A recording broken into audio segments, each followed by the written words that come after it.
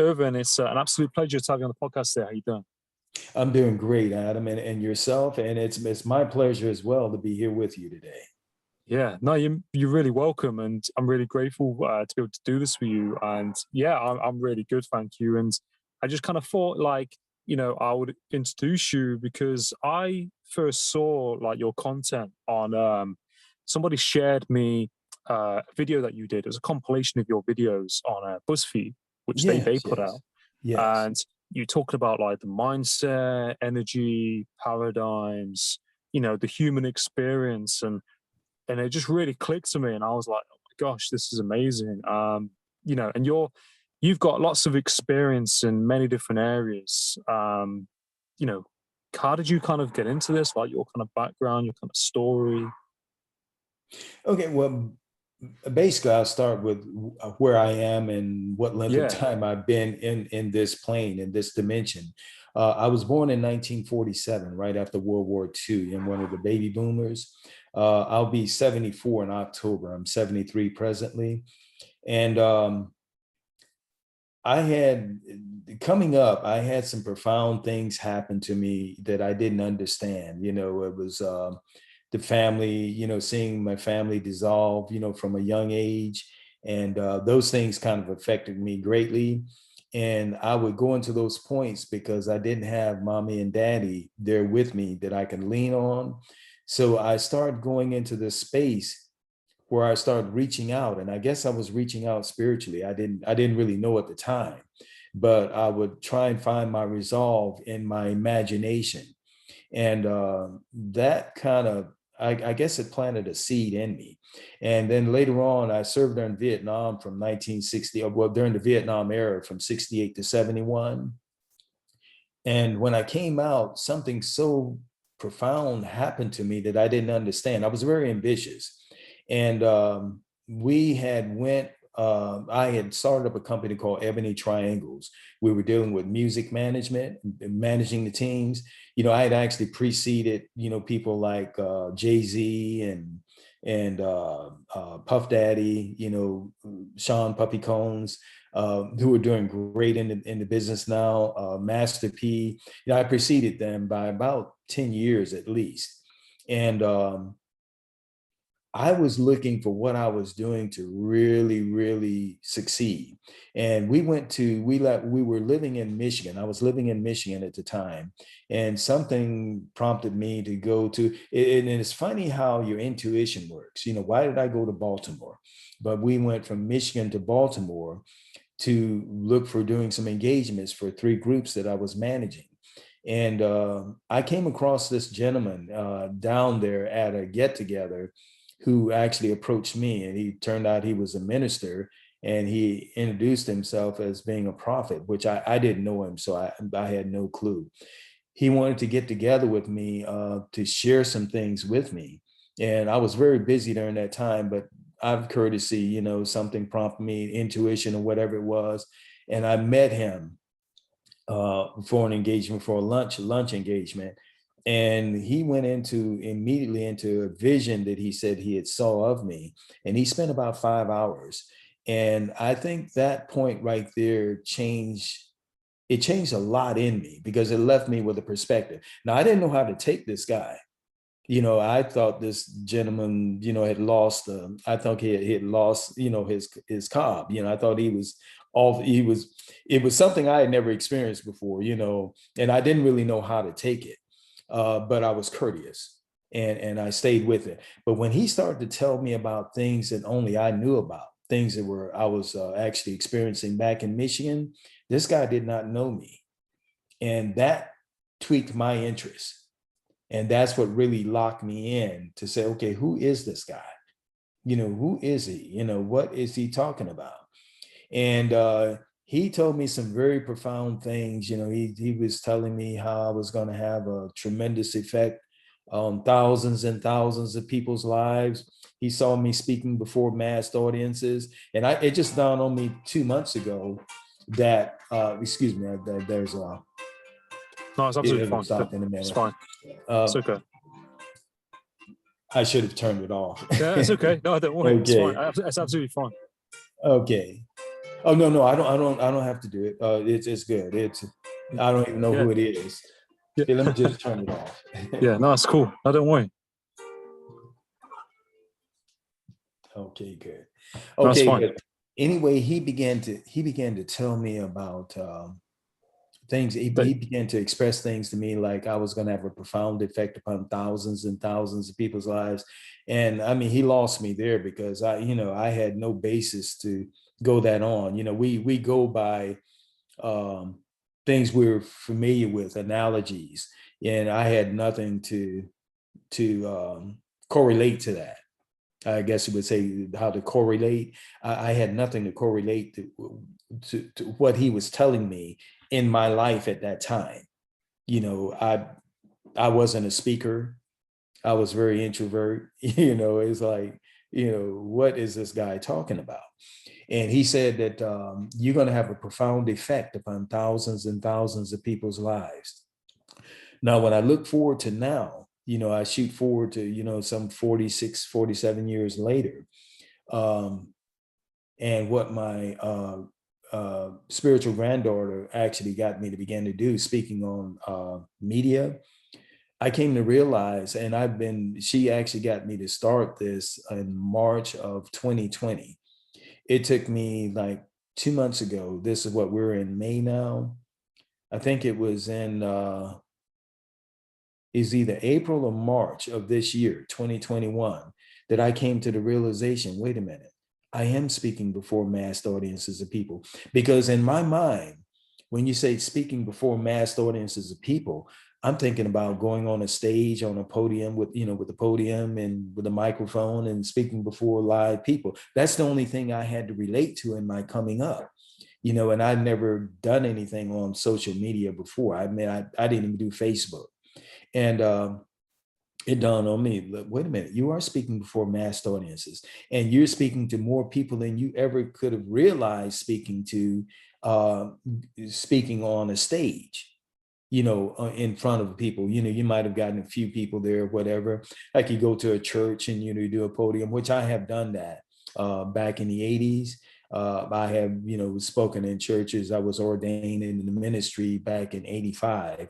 And, I did some speaking there, but it was, like small church groups, but not in front of hundreds of thousands or millions of people, and that's what's happening now.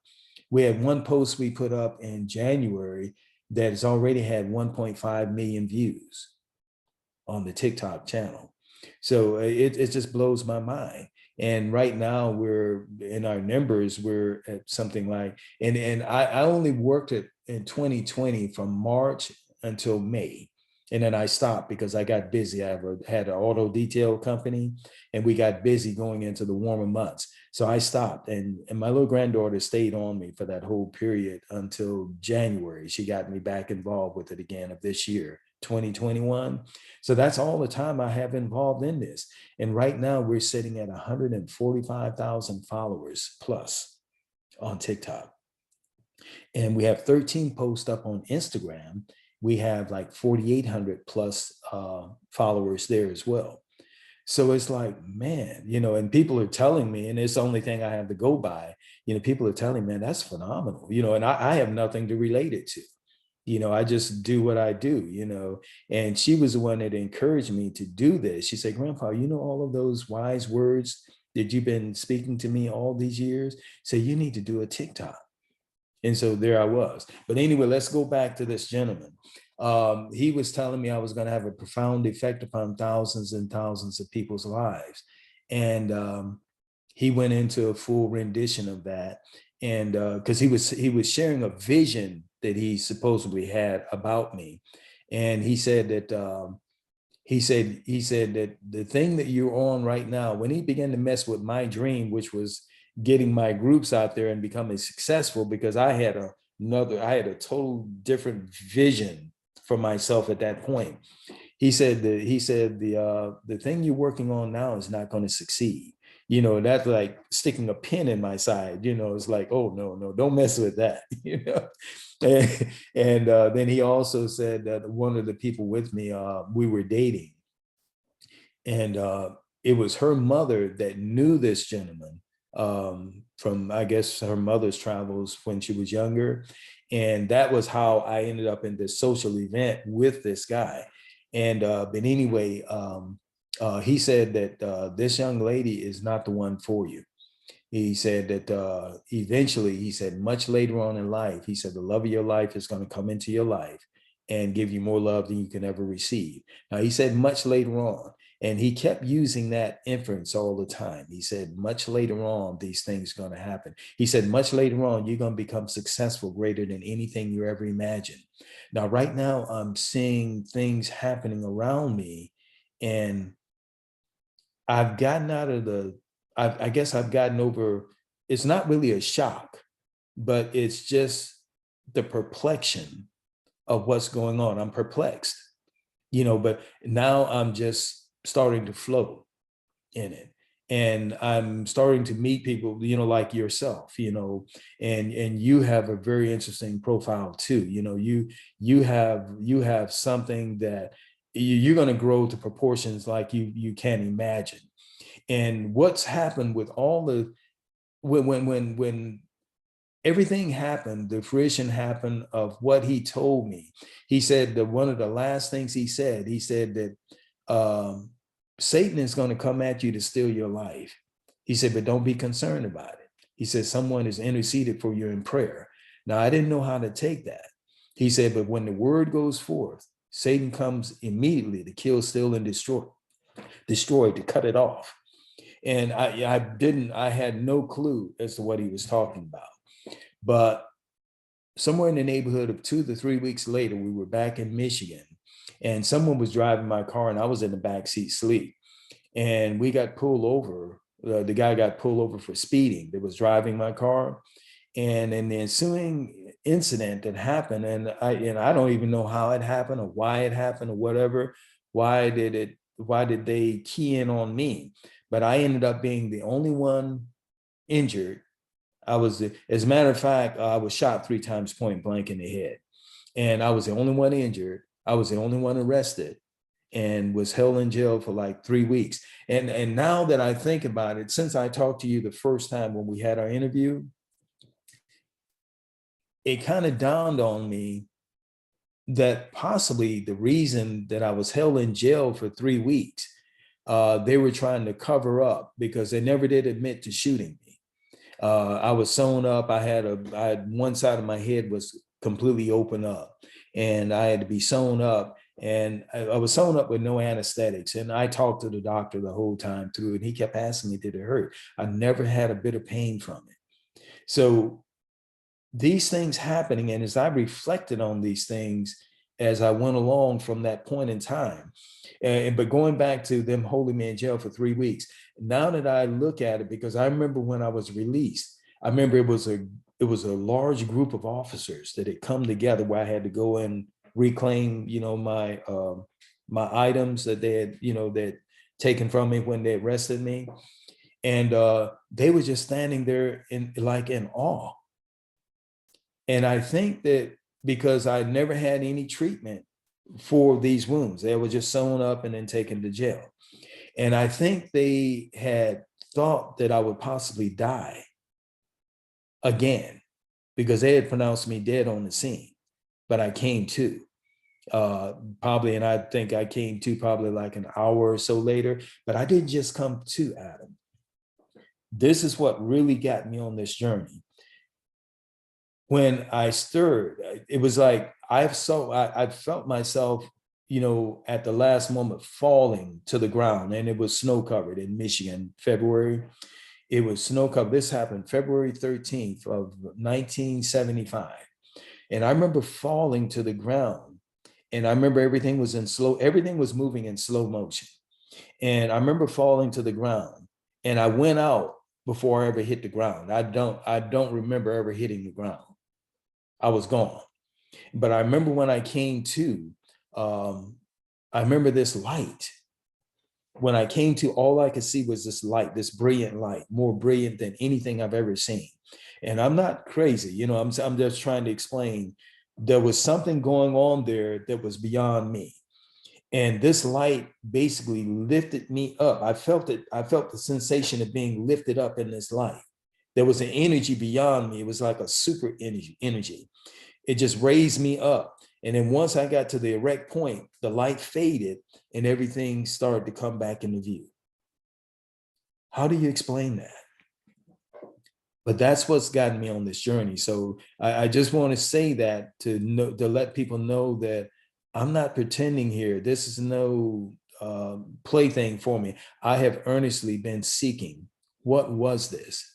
And that my journey of study took off shortly thereafter. And I had another couple of profound things that happened after that, because my first thing was, why did they do what they did to me? And I was military. I was trained military, and I was going to retaliate. And I remember going into that retaliation mode. And if I would have done that, if I'd been allowed to do that, I probably wouldn't be here now.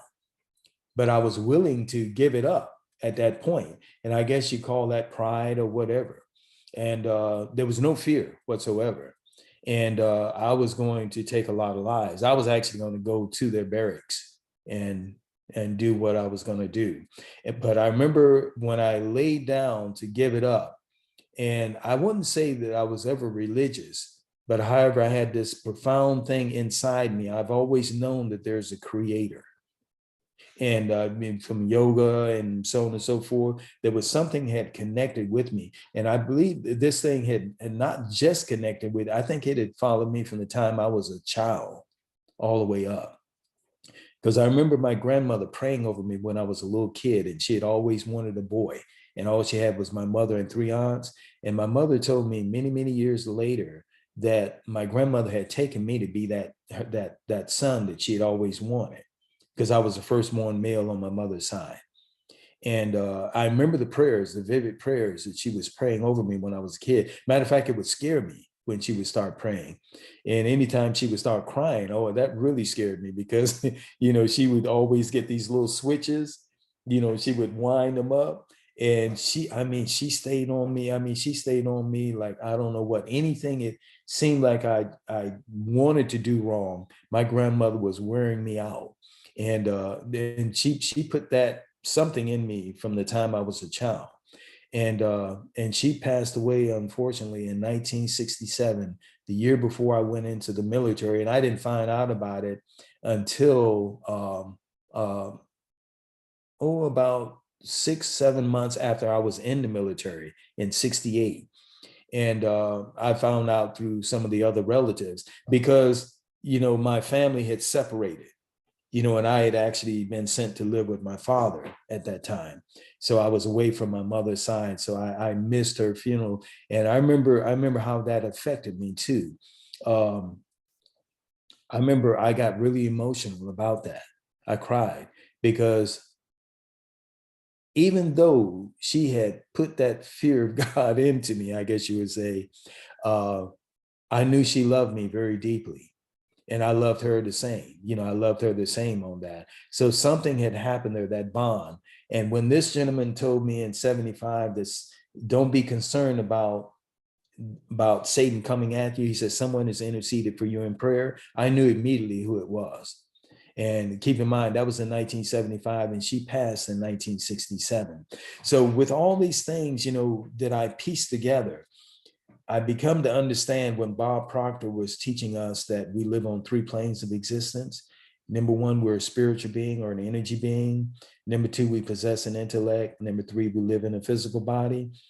There has to be something to that, because I still feel her presence with me, even to this day. And I lost my mom, and my mom and I, from that point, pretty much we were apart. From the time that I went to live with my dad when I was 8 years old. But I always loved my mom too. I love my dad, but I had, they were like separate from each other, and they were pretty much anti each other, but I had to love them each individually. And that's what I would tell any young person now, even if your mom or your dad is separated from you, don't allow that to keep that love from them. And I look at Shaquille O'Neal now, you know, how he talks about his dad, you know, and how he went through that whole thing with him. And now he's found peace with his dad, and now they're on better terms. But he actually considered his stepfather to be his real father, because he was the one who was always with him and nurtured him and brought him on up. But he's gone now, and he's actually repaired that whole breach that he had, because at one time he talked differently on that level, but now, you know, he talks about how he went and repaired that breach.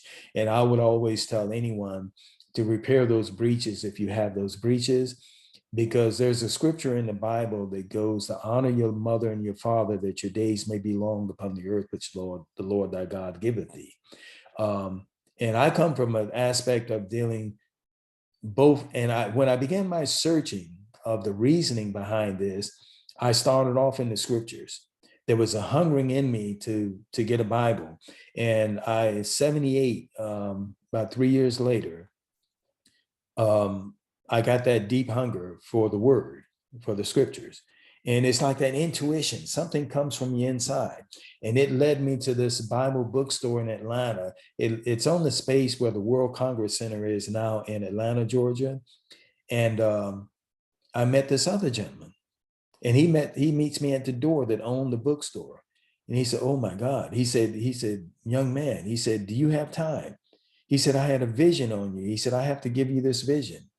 And he goes and he pulls me inside, and his bookstore closes, and we're in there for hours. And he's explaining this vision he had.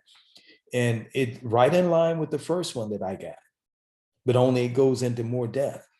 And he said he saw me becoming a world traveler.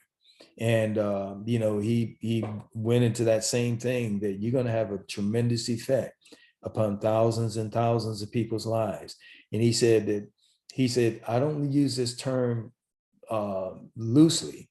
He said, but he said that you're a very smart man, you know. And it's like, me, you know, it's like, you know, I'm not degreed, you know, I had 2 years of college, but I'm well read, but I don't consider myself as a smart person. I don't consider myself over anyone else. But I found out that the message that I give is based in theology as well as science. And then I began to follow, I got that thing to go into quantum, into the physics, you know, the scientific view. What are we? You know, and I began to study that. And then it's somehow they became intermeshed. And now I've gotten this perspective, and I didn't realize it until just recently. I'm talking about very recently, that, and this is since I've been doing the social media, that somehow there's this profound thing in me where I've been giving this ability to see things from both the scientific point of view as well as the biblical point of view, and to intermesh them to show that they're talking about the same thing. They're not against each other, as people have had it all. You know, science has been against theology. Theology has been talking against science. No, they're intermarried.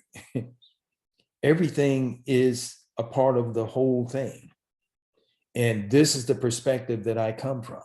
So, and people are telling me, you know, the comments that I'm getting on some of the messages that I put out there,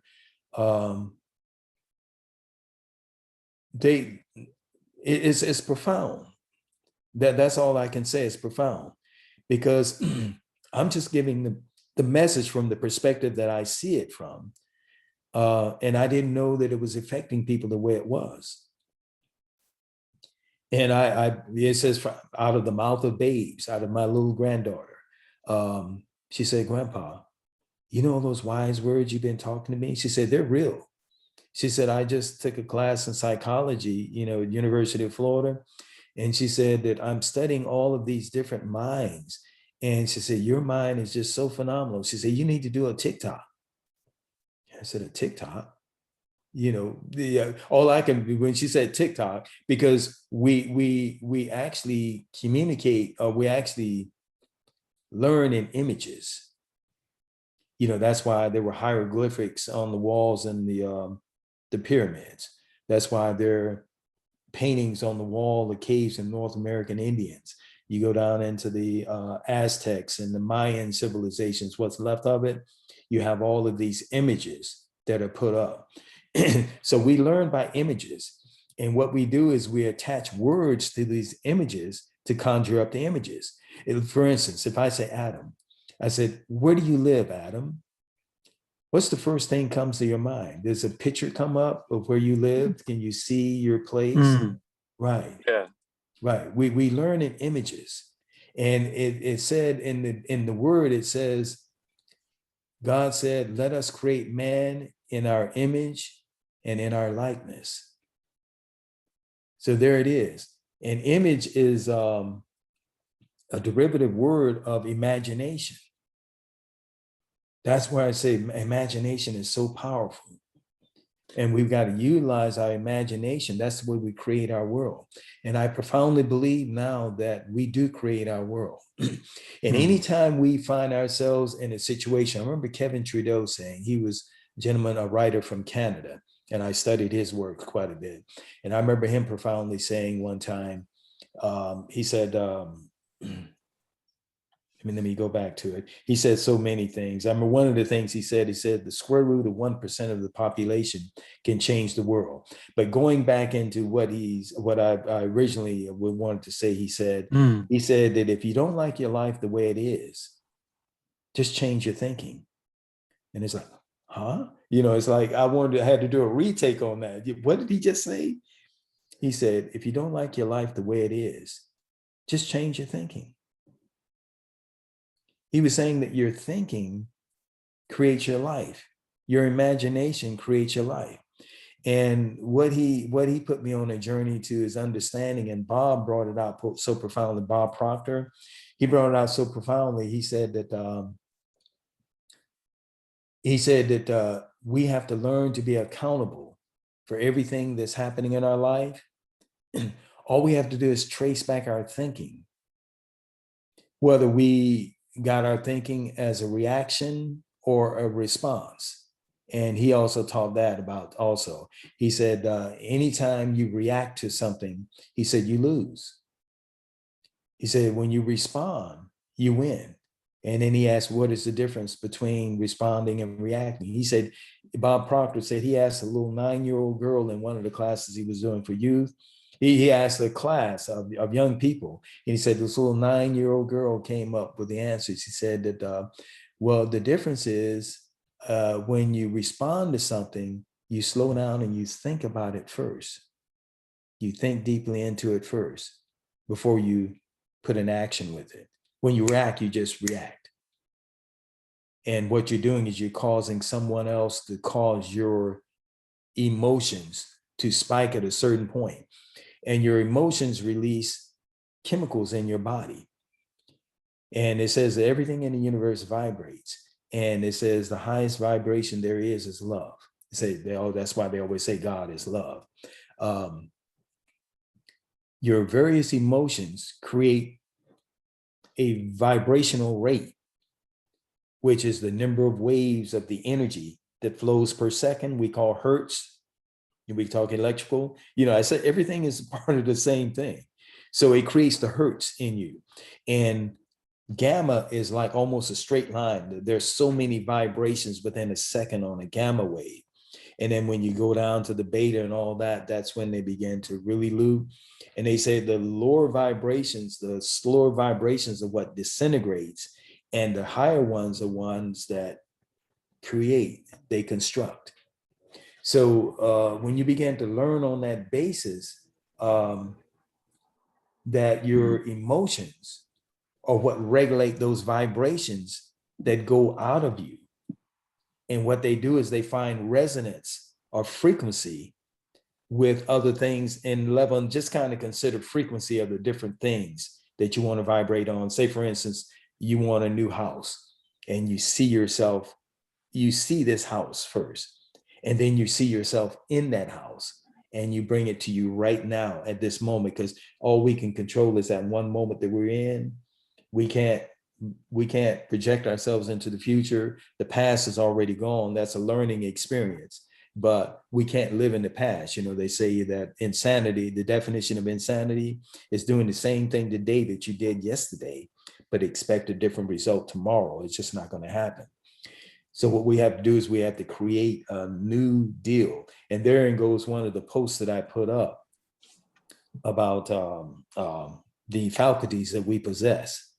You know, number one, there was, when they're not numbered, but you have the will, which is your focus. There are six. The will, which is your focus, and that's very key.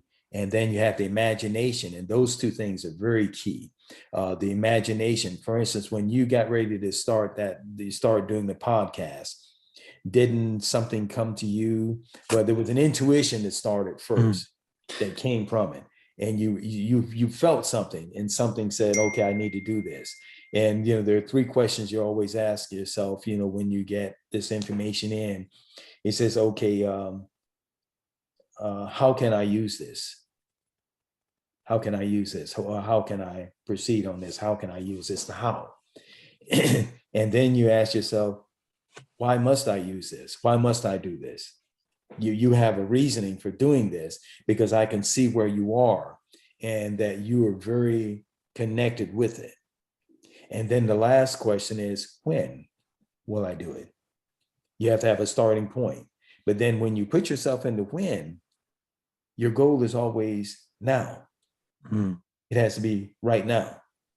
You know, even though it might be a few days out, you had to become what you are before you ever started your journey on it. You always become what you are, you know, at that point. So you bring it all to you right now.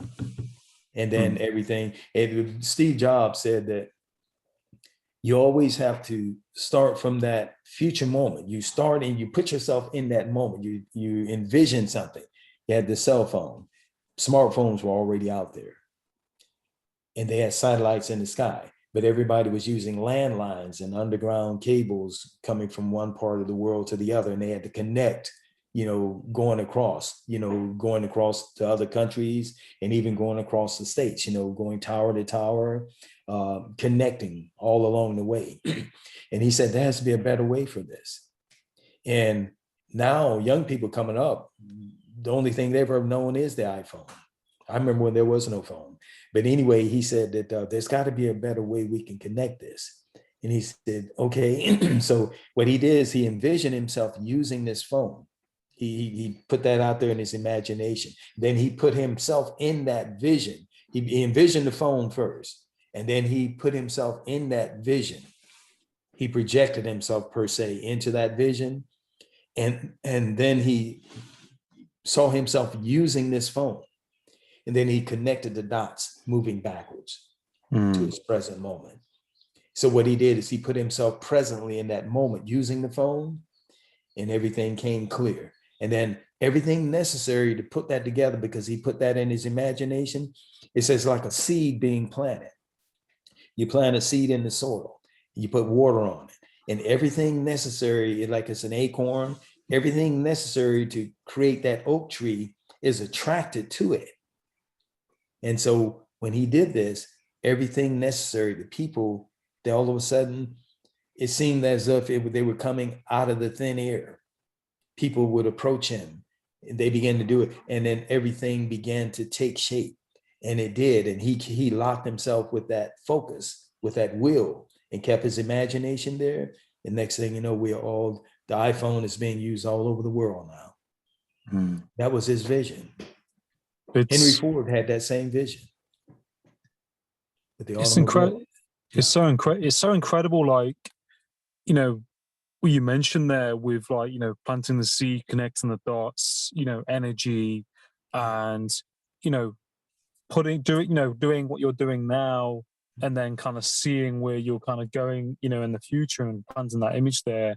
And, you know, that opens energy, isn't it? Everyone's all connected. And I think, you mentioned like the different types of energy, like gamma, beta, is it zeta? Theta, zeta. Yeah, and just how kind of amazing, you know, that how the universe works and how we work, and that we can create, you know, things that we want to create if we, you know, but I think, like you said, like, you know, you have to put yourself in that place where you envision it, and Yeah. sometimes just kind of by life happening, you know, I think sometimes people aren't aware of it. Sometimes, you know, they just, you know, one thing's led to another that they planted, and it just kind of happens, and then you catch up with yourself and then Yeah. think about it. And I'll go back to what you mentioned at the beginning with you know, that experience you had, Yeah. and that place that you was in, you know, and Mhm. you know, the thing that changed your life. And you know, you had these guys say to you, this is going to happen, this is going to happen, and you're like, oh, Right. well, what Yeah. is Right. this? Yeah. Right. And Yeah. and then it happens. And then it And happens.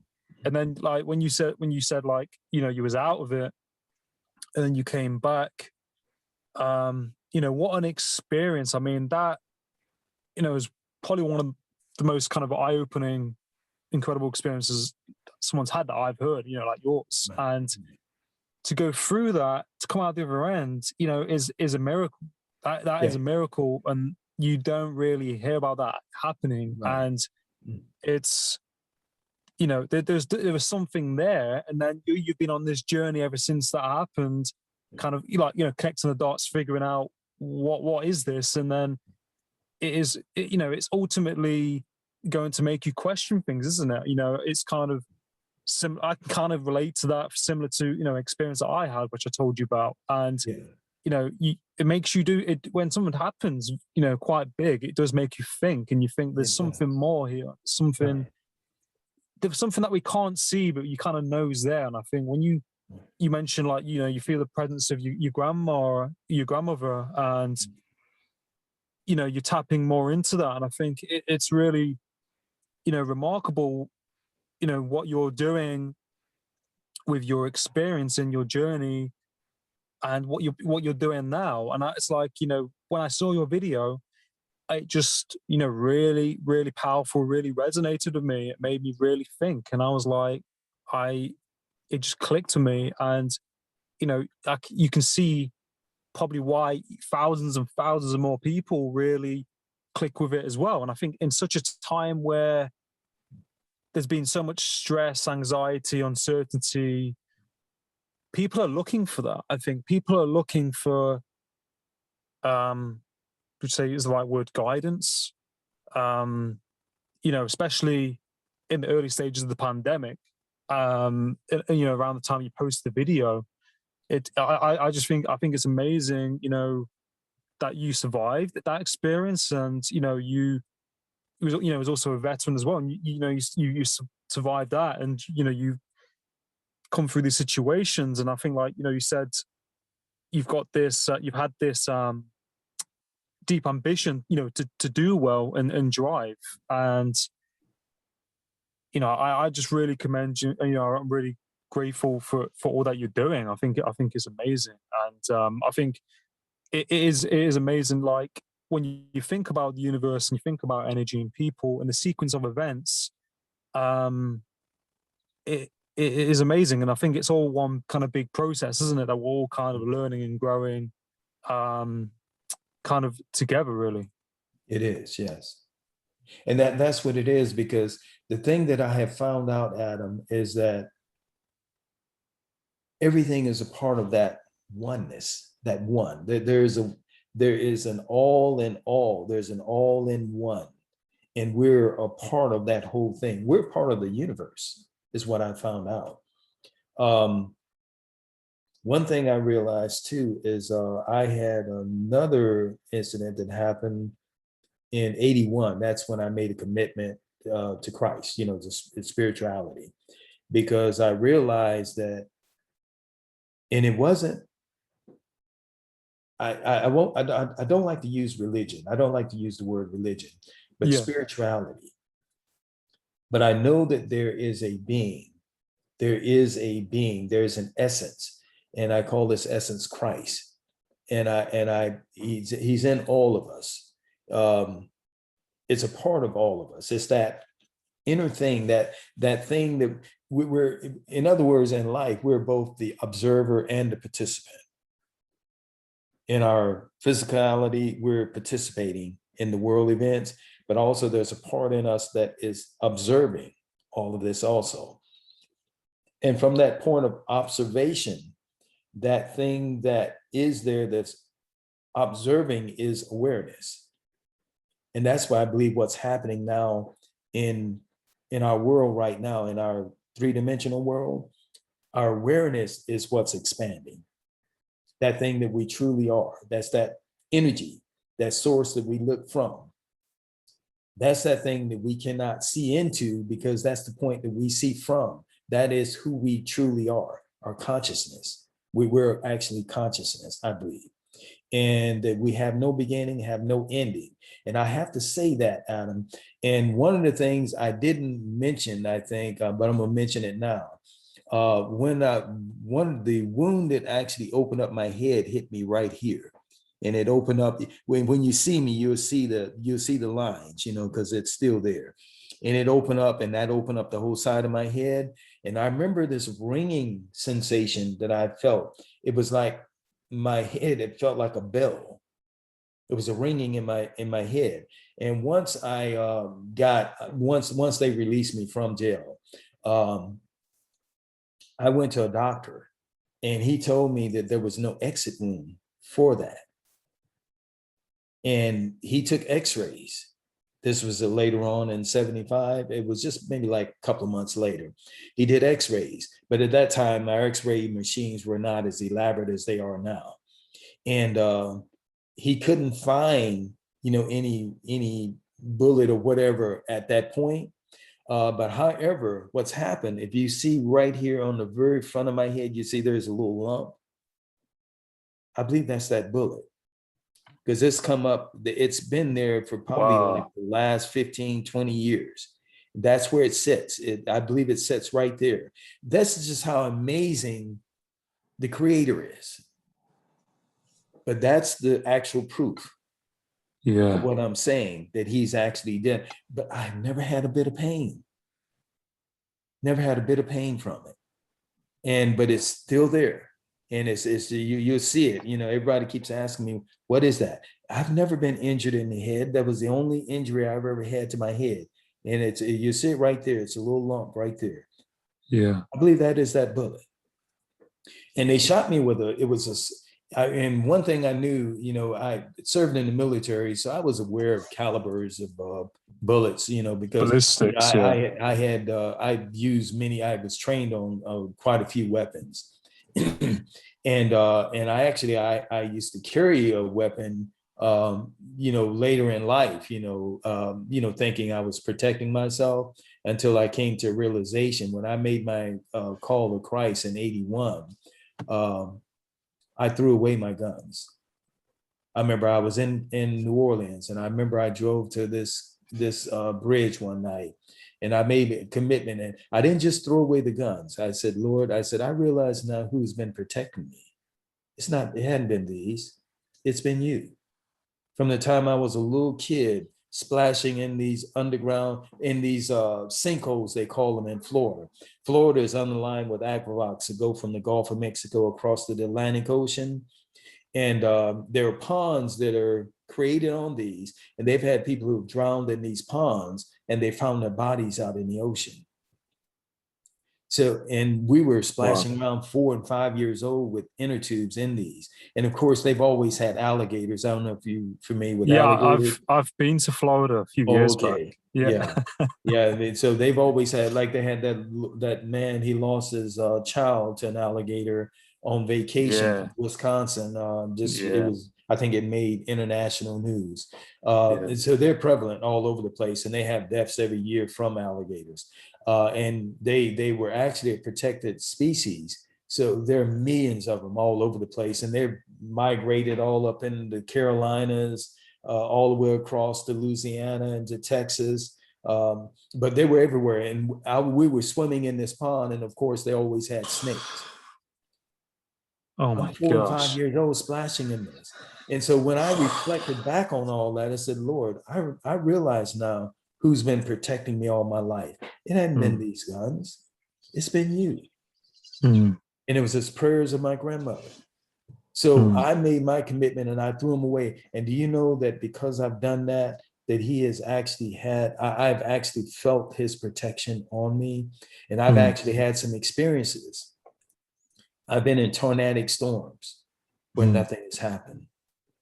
I once actually had a tornado pass right over me. I was trapped on the road in a truck, Oh and my I'm gosh. looking at it coming. So, oh Lord, here it is. Here it is. What can I do? Oh Another my time I god. was on a bridge, got caught coming out of Pensacola, and they had a tornadic outbreak. And I'm coming across the bridge, and I can see the little spouts, water Yeah. spouts, and they were not little, they were huge, and they were like right alongside the bridge, and one came across the bridge as I was driving across. I'm already committed. I'm on the bridge. I can't Yeah. do anything. And it came across, and I remember I had a load. I was doing car hauling at that time, and I had a load of these, they call them the PT Cruisers by Chrysler. I've They were seen the them, yeah. little small little Massive. cars, and Oh, small, yeah. coming from the manufacturer for shipment, they put on this plastic wrap. They actually I know, kind I of know, I know. glue it. Right. They got to actually glue it to the car to protect it against the elements while you're transporting it, because they were being transported open. When I got across the bridge, and the next day when I'm checking my load, all of that plastic had been completely peeled off of every car on the truck. And I drove right through it. How do you explain that? Yeah. Another time, I remember I was driving in a storm, and a lightning bolt hit the trailer, and it Oh knocked my out gosh. every computer in the cars. They call them the EM. It's electronic modules. Yeah. Yeah, the EM something EMTs. I think EM, they're called. EMT or EMP or some, yeah. Right, yeah, they control they control the braking, the acceleration, the starting, and all of that. It's like a chip, and it knocked out every one, even the ones. And I had a tractor trailer. I had 10 vehicles on there. They were Toyotas. I had 3 on my cab, which was connected to the trailer, and I had 7 vehicles on the trailer. It knocked out every one of those sensors. The boat hit so hard, it knocked the tail lights completely out the back end of the trailer. And I remember it went off like a cannon. And I'm in the cab. And do you know I was perfectly fine? I didn't even know it had hit until 2 weeks later, when the manager called me in and said, Ivan, do you remember anything happening strange on your trip? He said the dealership had called and said that the vehicles, there was something wrong, and there was a little tiny mark on one of the vehicles. It was an FJ Cruiser, the little Toyota FJ Cruiser, the one that they made that climbed the Fuji Mountain in Japan.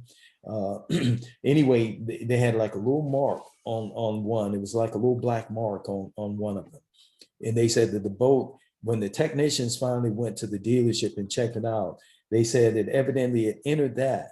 And then all the vehicles at that time were chained down.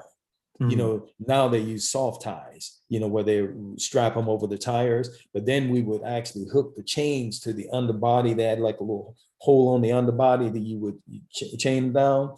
The lightning came down and hit the truck and spread all through the entire truck, but it didn't enter the cab. And it knocked out all the MTs on every last one of those vehicles. How do you explain that, Adam? And I always go back, was it because I made that commitment? Mm. And people ask me now, so Ivan, why don't you go down, because it's so dangerous out here now. Why don't you go and get your concealed weapon permit? I could do that in a heartbeat. Yeah. No, I made a commitment. Mm. And I stick with that commitment. And I've seen so much more, Adam, and I'll be writing about this in a book that I'll have Mm. coming out too. But Mm. I've seen all of this, and it gives me proof to myself. There's Mm. something more to this whole thing than we can imagine. Yeah. And that's what I teach on. And it says that if anything happens in your life that is negative or positive, take accountability for all of it. You know, don't turn and blame it on someone else. Never. They said never blame it on. So I take a totally different point of view of things. You know, I no longer now say, oh, well, that person, because they did this, I'm being held out. No, no, no, no, no, no. Yeah. I have to look at me. And then even going back to the ordeal with the police, you know, why was I singled out? I remember that I was thinking, the gentleman gave me this prophecy, and that was in my thoughts. You know, it's like, what is he talking about? You know, I kept thinking about it. And Ralph Waldo Emerson, one of the readings I've done on him in many years that came after that, he said that whatever a man thinks about the most, he becomes, or it comes upon him. And it was Job in the Bible said, the thing that I feared the most has come upon me, when all of his stuff began to happen. So by us thinking on any little thing and holding that thought, we're attracting that to us. That's that vibration. That's that frequency we're getting on. So I had to learn over time. I had to forgive them for what they did to me, because I have to understand that I was probably as much of a culprit of that, because I was thinking on what this minister had given me. So I may have attracted that to me, because I was the only one injured. I was the only one arrested. It's like, but however, everything cleared out. And I remember when they had me in jail too, going back to that point, I remember I went to court 3 times, and they were trying to charge some major charge on me. Like they were just making up stuff, and the judge kept kicking it out. And then finally, I remember the 3rd time that we were in, and they had me in the corridor, you know, between the courtroom and his chamber. And the judge came by me and said, young man, look like you're going to be a very rich man. And he said that to me. But I remember the prophecy, and the prophet said that you're going to become successful in life greater than anything you imagine much later on in life. It wasn't meant to be at that time. So here I am now. This is where everything is going into that aspect now. But I don't look at it now. I look at things in a different way now. You know, I'm not caught up in all the materialistic things, you know, like I used to be when I was younger. You know, now it's about helping people with the information on who they truly are and how to utilize this. I always tell people ask me all the time, well, how do you manifest? I said, well, God said you've been manifesting ever since you were a child. But not knowing that you were manifesting, you were having all these different thoughts and whatnot. So what you were doing, you were manifesting chaos in your life. So all I want to do is come to the table and give you this information, this knowledge that will help you to align your gifts so that you begin to manifest in the way that you desire to manifest in. But you're manifesting all the time. That power is always working. It's in you. It's all of us. I find it really incredible. Like, you know, when you talk about, you know, all these events that have happened, and, you know, you talk about, you know, the events with the tornado, the event with the lightning, you know, being in the pond with those alligators and snakes and all the rest of it. And, you know, what I really like as well, you know, that commitment that you've made and taking accountability for your life and for your own actions and, you know, your energy and, you know, your universe and yourself. And I think, like, a lot of times people, you know, are so kind of concerned about danger. They're in that, like you said, you go back to that reaction mode. They're in that reaction mode. I need to have a gun because, you know, that's like, you know, reaction. And I get why, you know, people carry firearms and things like that in America. There's a lot of things happening, but it's that, you know, in your experience, you know, you're holding yourself accountable on that kind of commitment or promise, you know, that you've made, and all of these things have happened, so you've not, you know, needed to have a firearm, you know. And I think it's it's mind blowing when you think about those situations. Could you think like, the chances of that happening, the chances of being struck by lightning are pretty, Yeah, crazy as well. it And to, is. and Yeah. to and to say this happened, and I think like with your experiences and when you do these videos, I think it's amazing and really profound that you can do this and you can use your experiences to help other people, and it must be rewarding, for you to be in this place where you can help so many people, on a massive scale, and lots of opportunities are opening up, and like that guy said, it's going to be over time, and I think like it's crazy how the world works, and how life happens, like certain events happen, and the coincidences, it's a bit like connecting those dots, it all kind of pieces together. And I was saying, I was talking to my mum about this the other day, and some of my close friends today, Yeah. uh, I won't go too much into it, but um, I was going through things at school, and I was walking past them. They went to a different school to me, Right. and in those moments, I didn't realize that they would be my good kind of best friends in the future. But those incidents of me just walking past them and bumping into them, or seeing them over the course of a couple of years, Yeah. then led to me having them as good friends now. And it's like, Right. you in your situations, all of these things kind of happen um, by chance, by fate, by coincidence, for whatever reason, to kind of put you on this path now, if that makes Yeah. sense. It's pretty remarkable. Now you're putting in this work to make these changes and differences, and to explain, like you said, that spiritual side to it, that science side to it, that religious side, and kind of combining it all together. Because I think for so long they're kind of being put into separate categories, if that makes sense. But what you're saying is they all interlink. Right. When Bob Proctor, when I took his class in 2016, he connected all the dots for me. He was one that connected all the dots for me. I have to give him total credit for that, because that was my aha moment. Mm, Yeah, I had all this information, but it was like in little pieces yeah, all around me, and I didn't know how to connect it. I didn't see how they interrelated. But when I had his study, that's when everything came together. it's Everything meshed. it is amazing. And like I remember when we first spoke on the phone, you mentioned to me something about the universe has sped up, you said, and it's traveling at such a rate now, and they've, I don't know, I think you said scientists have seen this. They've Yeah, seen like a scientists shift, see this. and there's Yeah, like an energy. right. They actually, since about 2000, they say the energy, there's a certain amount of energy that can be this measurable energy that comes into the Earth's atmosphere. They say this energy has increased 3 times of what it was prior to 2000. And also, when I talk about the universe, science, they have been gazing out at the universe. They set the Hubble telescope up. They've sent a few different satellites up into deep space.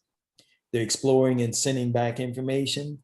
Well, they were saying that at one point the universe seems like it was fixed.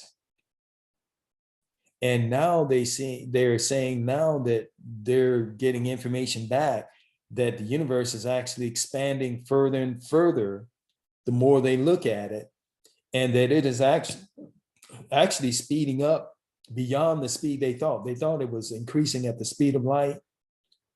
They're saying now that actually the speed of light is faster than probably what they had comprehended. The speed of light that we were taught was 186,000 miles per second. And they're saying that it's mind boggling. And they were saying that it's actually speeded up beyond that.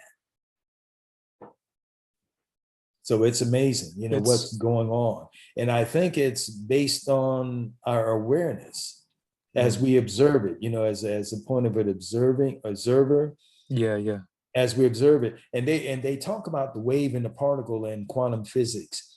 They say that there is a wave of energy, and they've actually it pulsates. There's a pulsate. And they say that when you observe this wave, it'll actually turn into a particle. Wow. It turns into a particle. And then they say when they turn away from it, it'll revert back to a wave again. They're actually, this thing is so deep and it's so profound. They say, like, when you walk into a room, you're in your house. Yeah. You walk into one room. They said the room that you left basically turns back into an energy form that is not even there. But then when you enter back into it again, it becomes that thing again. It's just think of it on that level, Yeah. as you walk through your house, because once you walk out of that room, you're no longer in that room. So you don't have the vision in that room anymore. You're now into another room and you're seeing all the objects around you. But what happens to the objects in the other room that you left? Because they're no longer in your awareness, in your own special world. Yeah. And Thomas Troward, the judge that served in India, he died in 1906. He only had one student, Genevieve Berin, and she wrote the book Your Invisible Power. It's Genevieve Berin. He had in matter of fact, I think I've got it right here. Yeah. It's so profound. I want to give it to you. And I always like to get, these are things that I commit to memory. But it says in search of a worthy ideal, and I'm just going to read it. My mind is a center of divine operation. The divine operation is always for expansion and fuller expression. And this means the production of something beyond what has gone before, something entirely new, not included in past experience, though proceeding out of it by an orderly sequence of growth. He said, by an orderly sequence of growth. Therefore, since the divine cannot change its inherent nature, it must operate in the same manner in me. Consequently, in my special world of which I am the center, it will move forward to produce new conditions, always in advance of any that have gone before. And if that's not deep, that is deep. That is deep. Right. That's very deep. And that's that thing that operates in us. That is our creative essence. Yeah. It is so deep, and it is kind of mind-blowing when you think of it. I think you have to really go to a place and think about it. When you do think about it, deeply, it does make sense. And I think I've been reading a book recently called Science of Getting Rich with, is it Wallace D. Wattles? And I'm I'm familiar with it. Right, I got it. and it talks about, it's similar stuff to that. Like talks about this formless energy. Yes. And it basically goes back to thought, and that we are all, that's everything is this formless energy, and everything is energy. Yeah, and well, in similar to what you said in that extract is, it's kind of like what's gone before, what's now, and kind of what is going to be, isn't it? It's kind of like that process of life, and it's so remarkable. And I think like people really, I think, are having that change in perspective, that shift in focus. I think, especially with COVID, I think it's been, a very big eye opener for a lot of people.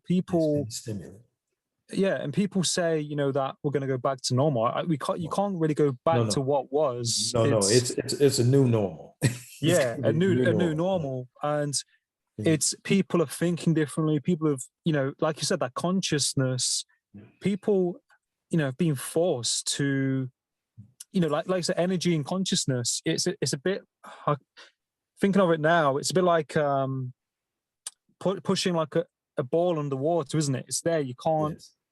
It's going to be, it's going to arise, and I think people in this whole situation that is lifted, and they haven't been forced to look at things because, when people are put down uh, when they're not around the things that they think makes them happy, it's going to ultimately make you think, isn't it? But I think, like you said, the way that the world is evolving and people and the universe and energy, it's it's pretty remarkable. And I was just thinking as well, do you have any favorite books that you like to read?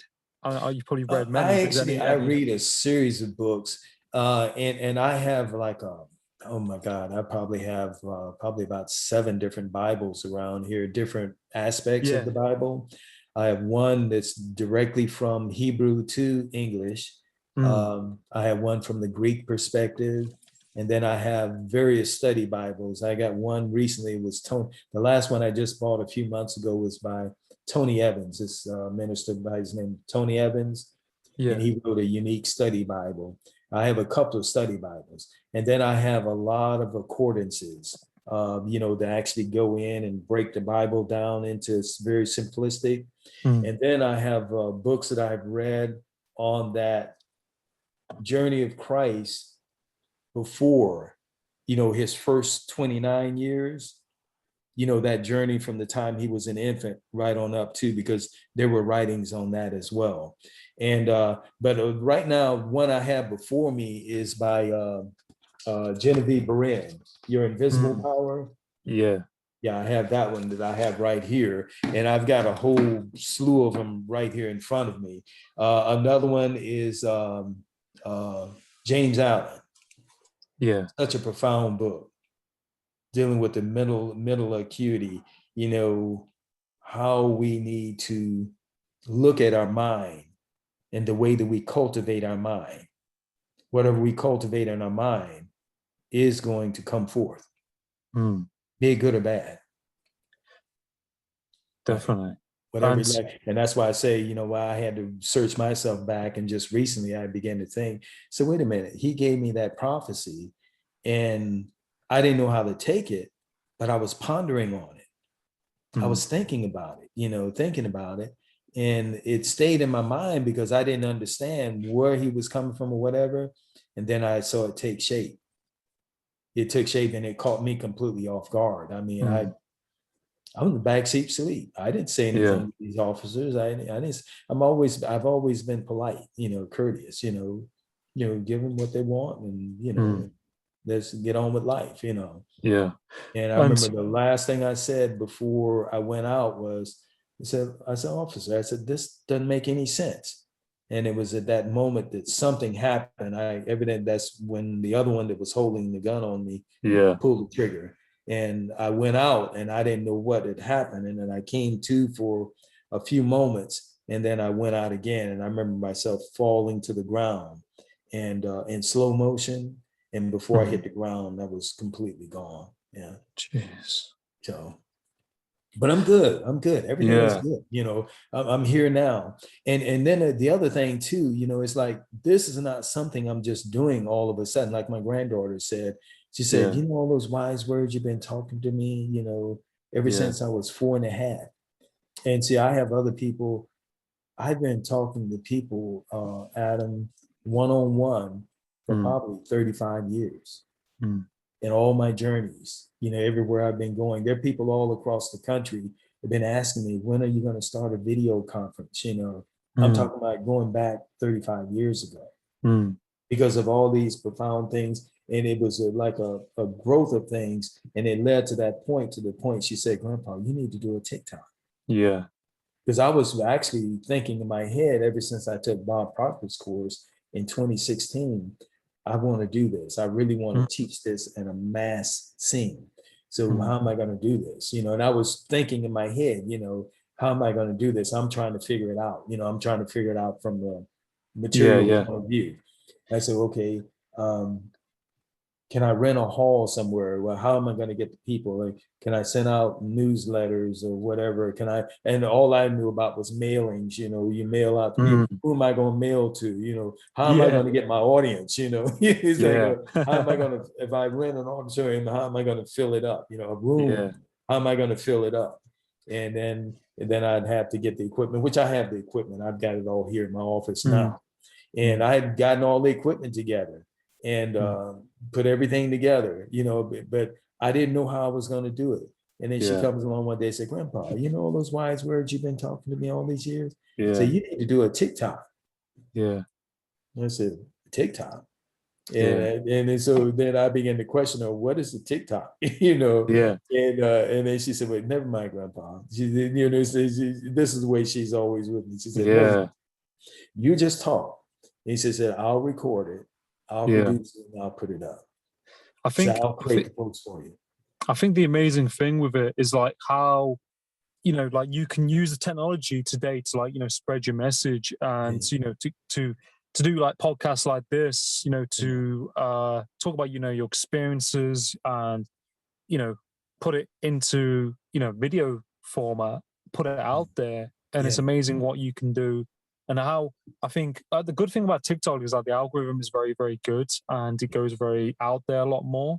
yeah, And I just think like, you know, your experiences and what you've been through are like, really inspiring. And I think a lot of people will really, do like now, as we can see, really resonate with, your story, your experiences, and, what you talk about. And I think, more than ever now, I think people, really are looking for a message because I think like a lot of people trying to figure out what is going on in the world. Why people are wanting some clarity upon these kind of like life's questions, and I think unless you've been through sometimes your own experiences and then you kind of make sense of it, um, a lot of people are wanting clarity, I think, and um, you must see a lot of different things in younger people, and how the world has evolved and changed to now, and the pressures to try and to do well in life, to try and figure something out, to right. try, especially from probably certain areas or communities, but class, um, it's a lot of pressure on people, and like what would you like say to people trying to figure it out, they're trying to kind of pave their way in life, because I think like a lot of people, I mean there is a system there in some sense, but I think a lot of Yes, people are trying to click, like, because like for yourself, like you've done a lot, yes, and right now it's come full circle in some way, some sense, and you're doing something that you really really have a passion for. um like what advice would you give to people who are like trying to figure out like what to do in life, and kind of find their way? well, I always ask people, number one, well, I tell people, number one, question everything. um, I would say number one, like I said, is become accountable. You know, Yeah. begin to realize that your thoughts, your feelings, and your actions give you the results in life. Mhm.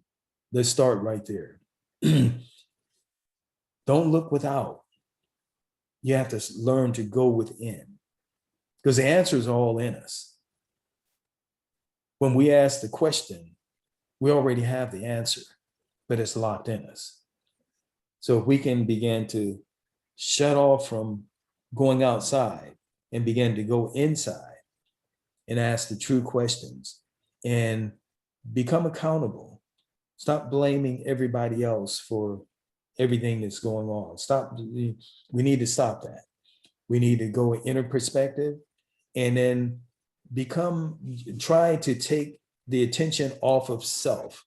There are three different levels that I know I'll be teaching on as I move along. One is the egocentric, which is being about self. That's in your survival center. I teach about the energy centers in the body itself. We have a definite set of energy centers, which is founded by science that is within us. It follows right along the spinal cord. They call it the seeking your kundalini, the kundalini Mm. in Indian. The chakras, Yeah. the energy centers, yeah, the chakras. And the first three centers are survival centers. We've got to elevate above the survival center. That's the first one. The first level is the egocentric. And that's where we all start from, egocentric. That's where our ego resides. And the next one is the ethnocentric. That is where we become tribal. You're only caring about those that have something similar or familiar that you're familiar with, that look like you or whatever. That's the ethnocentric. That's where you care about your tribe, but everybody else is the others. And then the last one is the worldview. And I'm an empath, empathy. I care about everybody. That's where you put yourself in the position of another one. And the golden rule in the Bible is there are two. It says one of them is love the Lord thy God with all your heart. And that was another thing that I thought about, because he never mentions the body. He said, love the Lord thy God with all your heart, with all your mind. And the mind actually exists in every cell in your body. It's not just in your head. Actually, your brain is a switching station. But love the Lord thy God with all your heart, all your mind, and all your soul. Now, that soul is that inner being, your spiritual man that's inside of you. Well, actually, they say we live inside our spirit man. Our body is actually encased in, because they say that energy that goes out from your heart goes out like 3 meters out, surrounds Wow. you 3 meters around in diameter. That's incredible. Yeah. From the center. From the center, it goes out 3 meters out. So you affect everything around, and you can pick up energies when you become sensitive. Yeah, Energies of other people. Yeah. I've definitely experienced that. I remember Right. in the past, and even now sometimes I pick up on, even like, auditory, like hearing. You can the frequencies if someone's Yes. if someone, or if even by eye contact, isn't it, like it's that energy, you pick up on. I think when you're an empath, and I am as well, Right. you become sensitive to what people are feeling, thinking. Yeah. It's powerful. Yeah. And even like right now, they had that thing, and I think the whole world knows about the George Floyd incident in Minnesota here in the US. When that happened to him, I can relate to that. I can relate to that. I went through that. And then now that Derek Chauvin has been convicted of that, now I feel for him. It's like, no, you can't. Why would you rejoice in that? He's still a part of our whole. We're all one. We just have misinformation that we're dealt with. And we're, like I talk about, the egocentric, the ethnocentric, and then the worldview.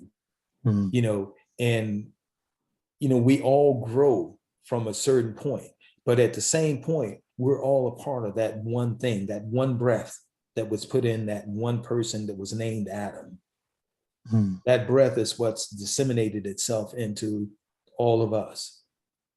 He said, let us make man in our image and in our likeness. He put a part of himself in us. I think God has disseminated himself into man himself. The word enthusiasm comes from a Greek word, entheos, E-N-T-H-I-O-S, which means God within. That's the Greek meaning, right? And we've been using that word for quite some time. It's amazing how there's a lot of old like proverbs or like words that go back so far long, but but they resonate so much now. And I think there's a lot of teachings of people from a long time ago that are pretty prolific now, kind of ahead of their time. And it's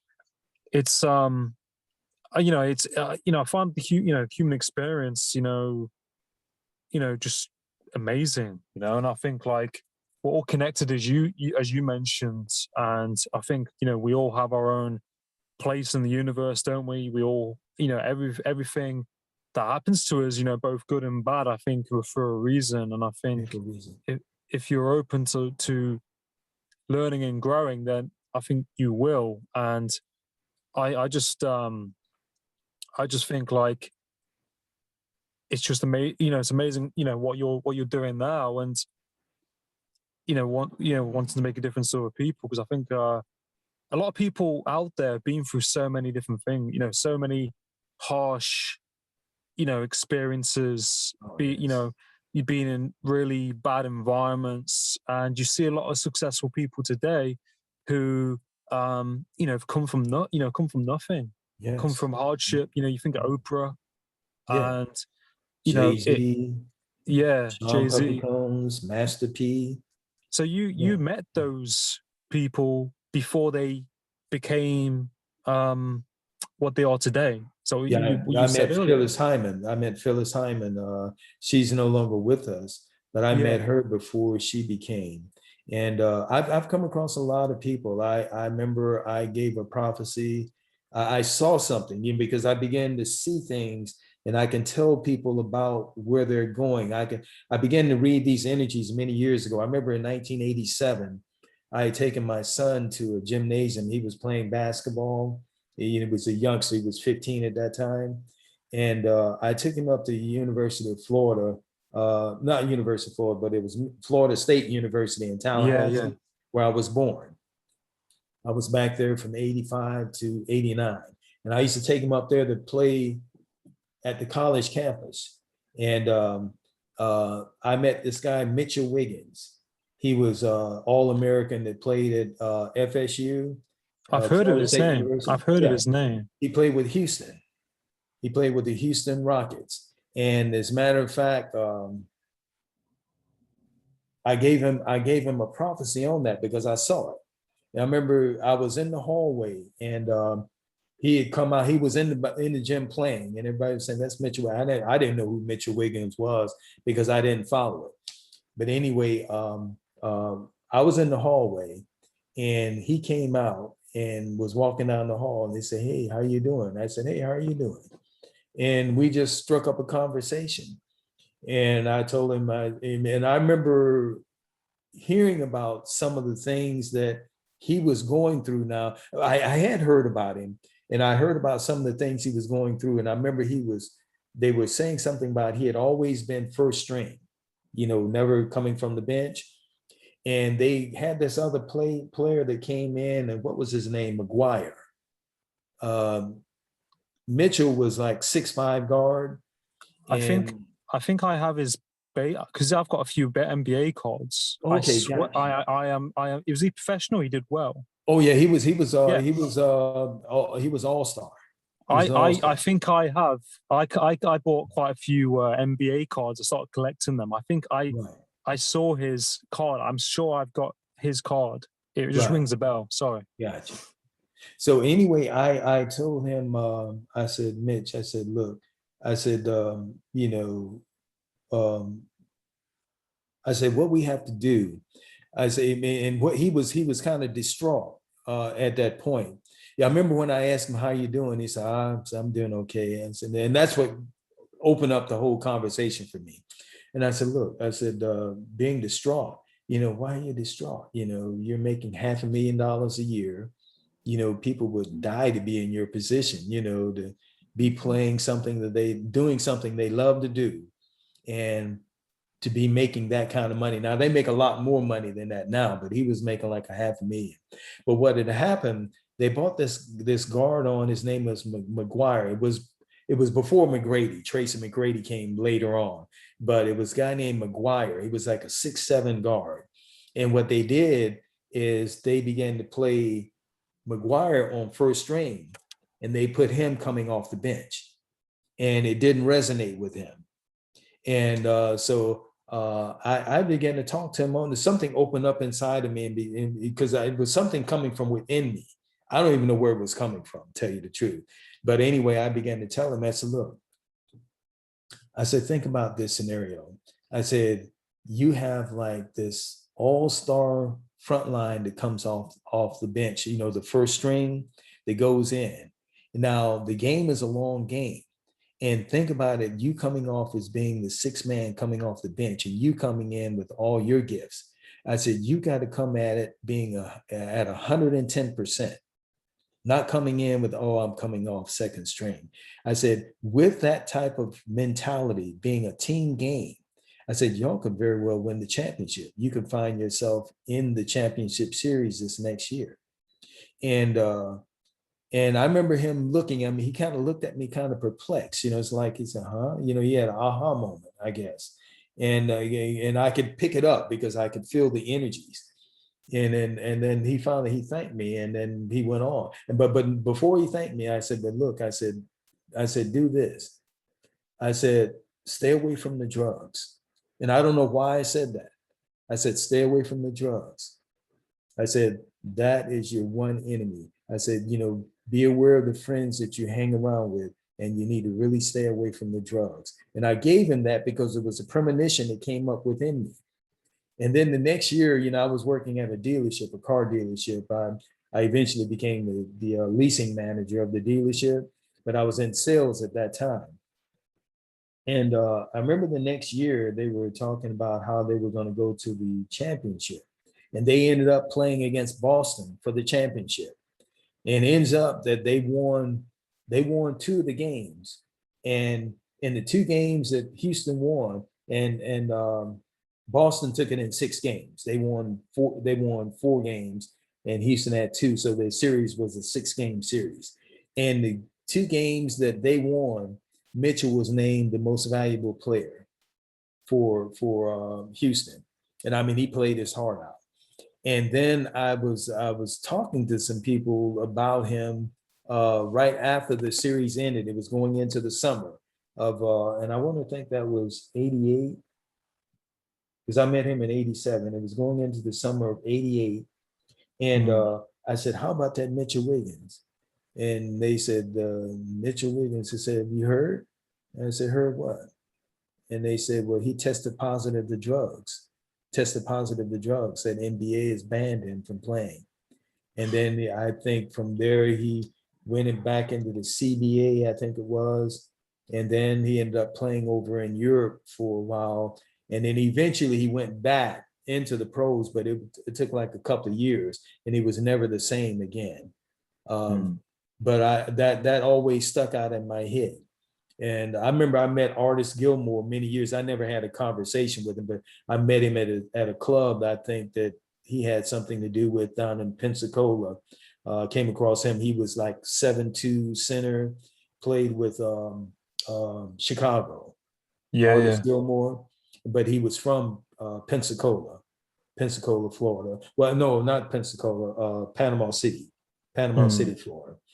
And I met him down in Panama City because when I was doing that thing with my groups, I was telling you about Phyllis Hyman. I met him Yeah. during that occasion. That was right around '75 when he was Wow. playing.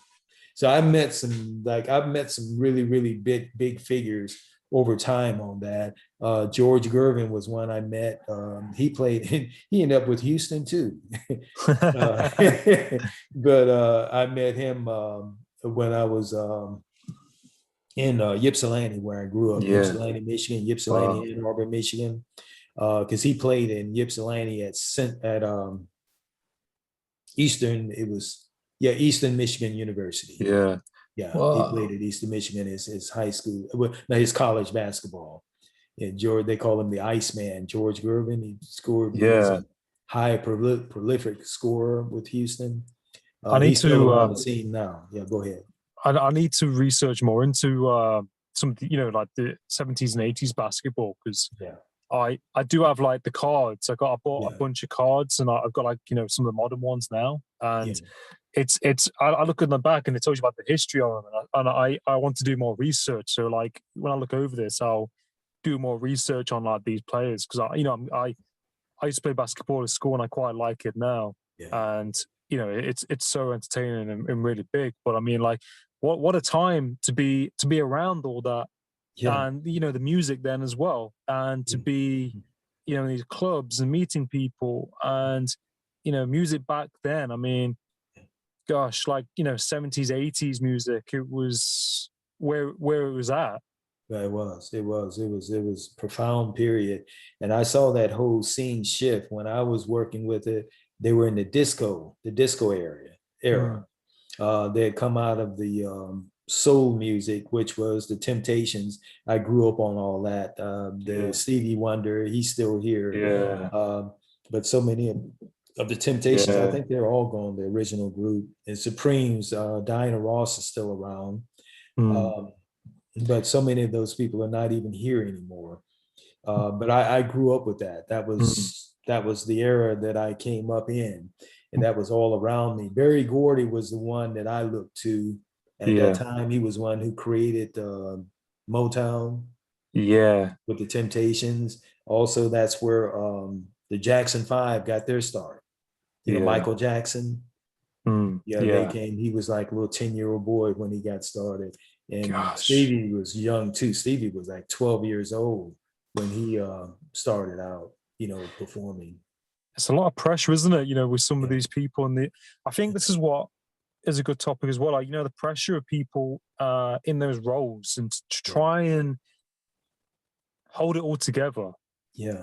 In a place where there's so much expected of them, and they're Yes. in the limelight, Yeah. and you say one thing, you do one thing wrong, you get you got so many pressures, to do well, managers, and to try and keep your head together, Right. in that place, because a lot of people want a piece of you, your money, Yeah. everything else. And I watched a documentary my mom showed me with Elvis, and Yes.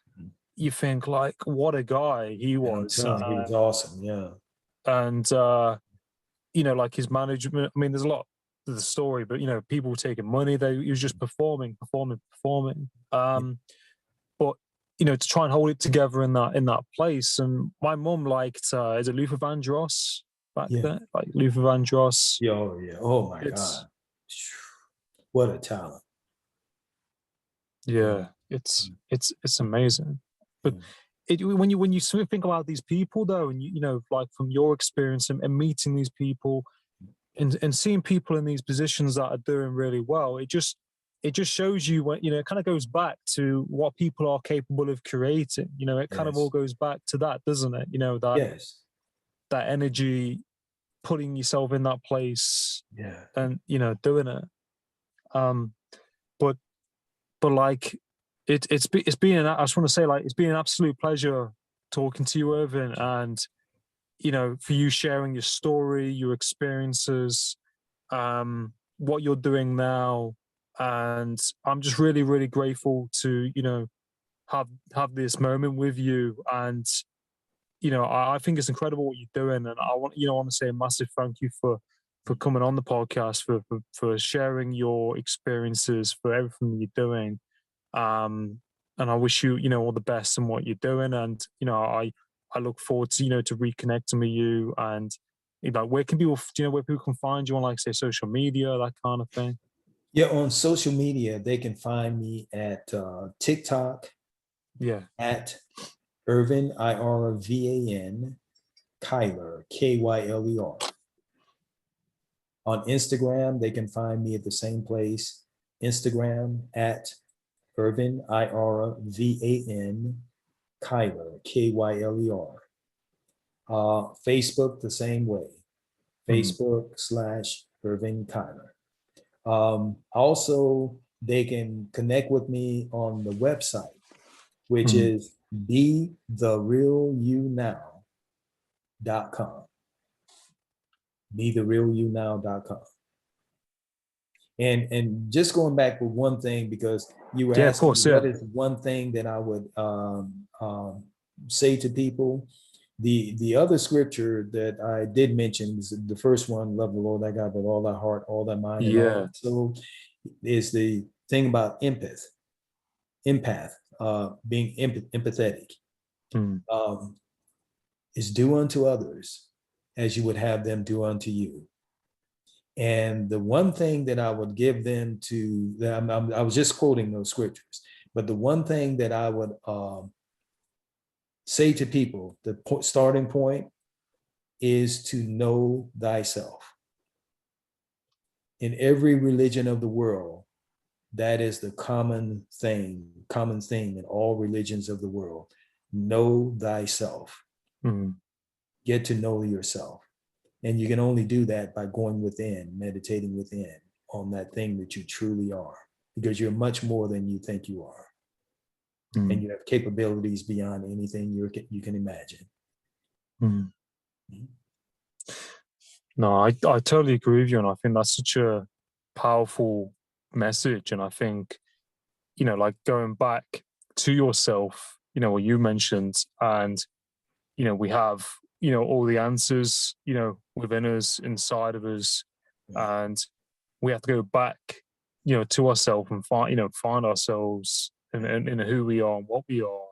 Yeah. And I think, like, in the world today, there's been a lot of distractions, so many things happening around us. Yeah. And I think that's probably why I think people sometimes get so caught up in, that kind of distraction of life. You have to kind of, like you said, go back to Right. yourself, or, ultimately. Right. And that's all I'm connecting with people on, Adam. I'm Mm. not really telling anyone anything new. Mm. This information I'm sharing is ancient information, Mm. but the truth is locked inside each and every individual. And when I speak certain things, when Mm. those two frequencies meet, they call it resonance. When that thing meets, there's Yeah. something in you that knows, wait a minute, okay, what did he say? There's that thing inside you that is coming out. It's just Yeah. resonating with you.